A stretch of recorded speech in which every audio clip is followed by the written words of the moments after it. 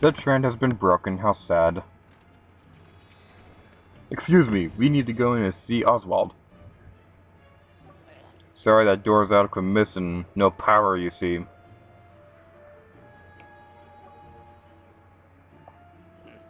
Even if it worked, I can't open that door as long as the blotlings are around. Get rid of them and I'll open the door, or you could try to power it yourself. Ha! The collector felt where Gilda left her axes up on the ledge. But how do we reach it?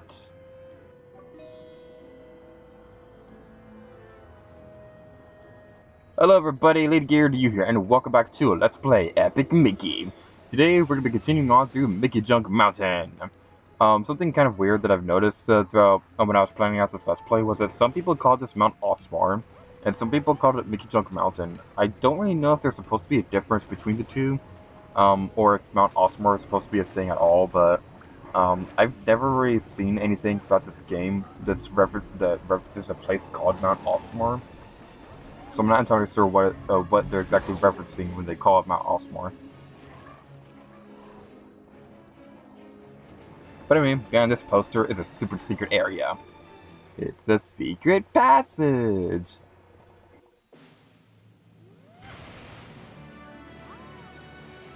And we get a gold pin.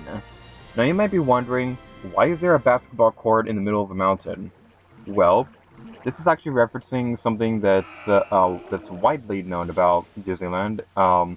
Inside the Matterhorn is a basketball court. I'm not entirely sure if this is widely known, but in the Matterhorn bobsleds ride, it's basically there are three sections of that building.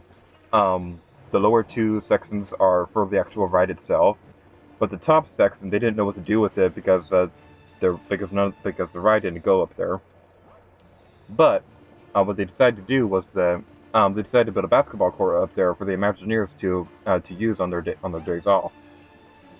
It's a pretty interesting little detail that not a whole lot of people really know about, and I really love that they added the basketball court into this game because honestly, this game just would not have been the same if they did not have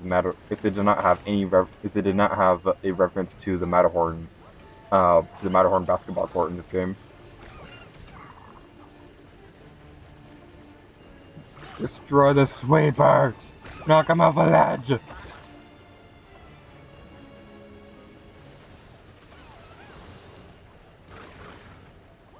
Those spray cans are really creepy. Anyway, what you want to do is that you want to use the paint to paint in that anvil so that we can raise the platform. Don't stay on it too long because if you do, it's going to crust you and you will be like crust because that's the definition of the word crust. There are two televisions in this area that we need to power up to progress through the area. I still don't really understand how a television can power anything, considering the fact that televisions themselves need electricity to actually work. I don't know, are they like solar powered or something like that? I don't get it. Watch out for those crushing things right there because they will crush you, hence the name crushing. And that spray can is still really creepy. And there's a television right here, which we need to paint. You did it! The gate is opening! By painting the TVs, you managed to open the door without a big fight. Admirable. I'm gonna let you guys know right now, if memory serves correctly, there's not really a big difference between how you complete the side quests. I think the only difference between fighting them is that the dialogue will be a little bit different. But that's not really how that works going. How you can defeat the blotlings is that you can just lure them onto those puzzle blanks and thin them out underneath them, similar to how we just fought the blotlings that Small Pete sent against us in the Coliseum segment of the World of Gremlins. In this area, what we want to do is that there's actually a television over there we like to paint, but I like to use a strategy of having Mickey jump around the thinner and do stuff like that. But he does take progressive damage, I still like using this strategy because it's just easier to get around using this. And that's another thing that kind of bothered me about Epic Mickey 2, because they completely removed that mechanic. So when you burned your butt, you weren't able to double jump or anything, which meant that you couldn't really go anywhere.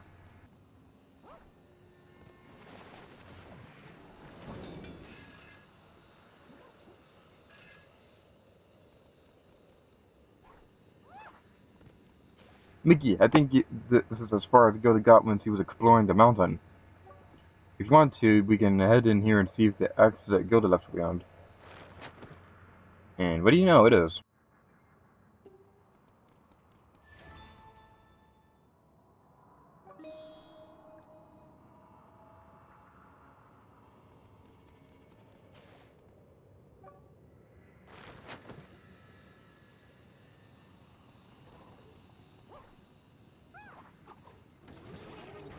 So now let's head our way into this area so that we can finally get away from this horrible place. We never have to see it again! Except we kind of do, but I can't talk about it because of spoilers.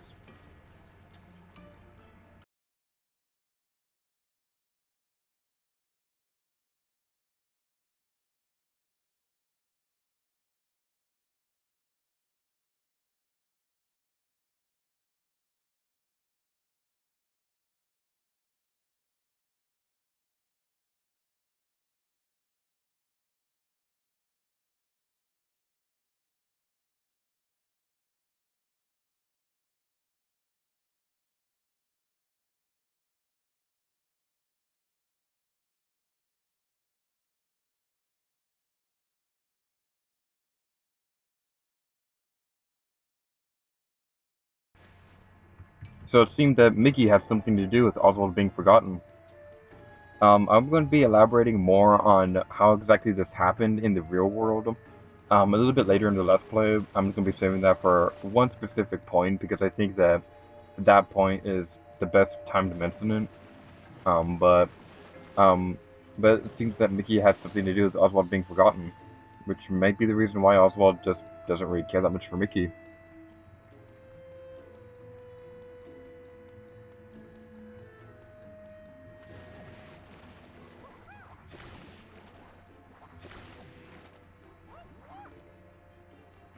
All the posters in this area of Mickey and his movies, it reminds me a lot of Hyrule Warriors, where I think I don't remember exactly where it is, but in I think it's in Sia's palace.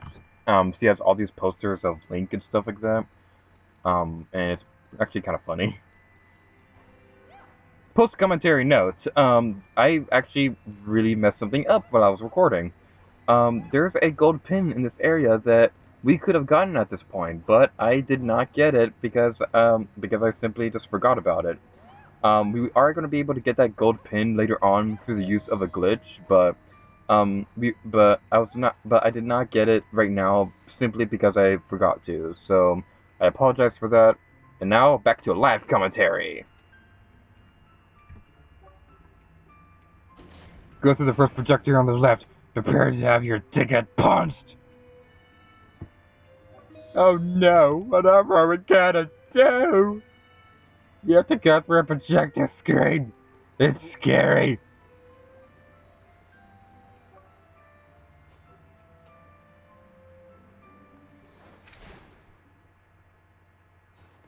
And welcome to Trolley Troubles, the first ever cartoon that Oswald starred in.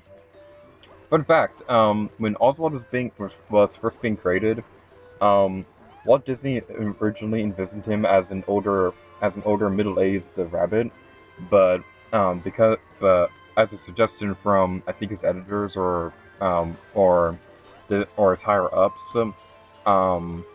Walt decided to make him a younger character and not middle-aged or something like that. Trolley Troubles is actually a really fun cartoon. A lot of the older Oswald cartoons that Walt helped make were really fun cartoons, and something that a lot of people noticed was that a lot of Mickey's cartoons were similar to Oswald's. The reason why was because Walt Walt pretty much remade some of the cartoons that he made with Oswald when he went with Mickey.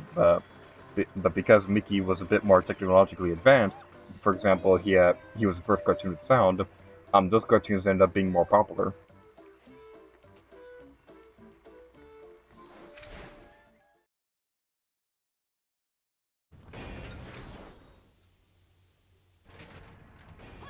I suppose that could have been a fluke, but you better have the right caliber if you're gonna make it through this one. Oh, this guy's puns are really fun. Let's all give him an award. He gets the award of the best pun of the year. So this cartoon right here, Great Guns, may seem a little out of place for a Disney thing, but believe it or not, that actually isn't. There are a lot of references to like the World Wars in between the Mickey Mouse and the Oswald cartoons. The reason why was because when Walt Disney was a teenager, he was an ambulance driver in World War One. So, so some of his cartoons that were based off the World Wars may have had something to do with that.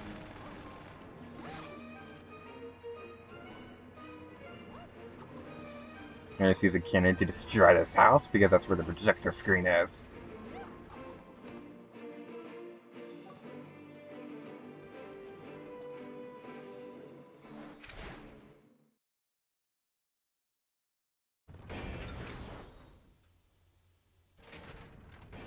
I can't come up with any more witty puns for this zone. Just jump through the projector screen. No more puns! A certain other Let's Player would be disappointed.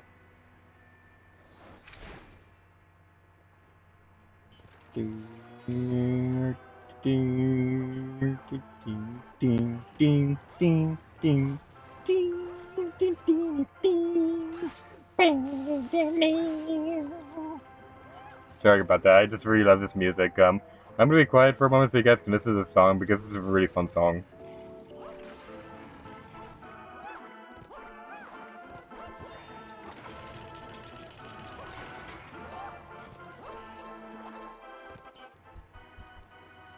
Okay, that's enough. The cartoon this projector screen is based off of, we can actually unlock it later on if we've collected enough cinema reels.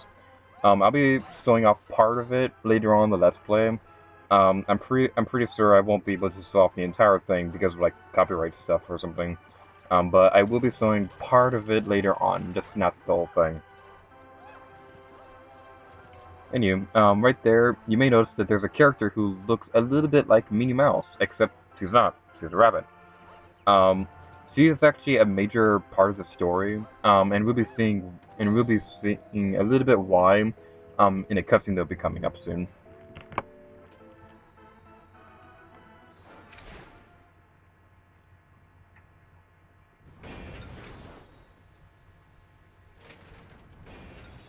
Oswald completed those in half the time! So I begrudgingly commend you.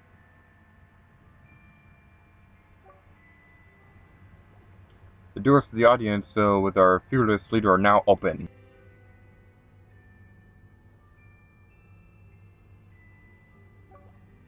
He is the greatest hero you will ever meet. Move on.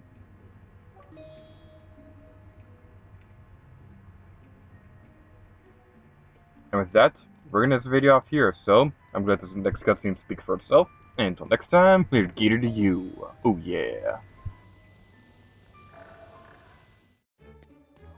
Uh-huh. Uh-huh. Huh. Yeah. Huh. Oh. She. Hey, aha. Good turns. Hey, huh.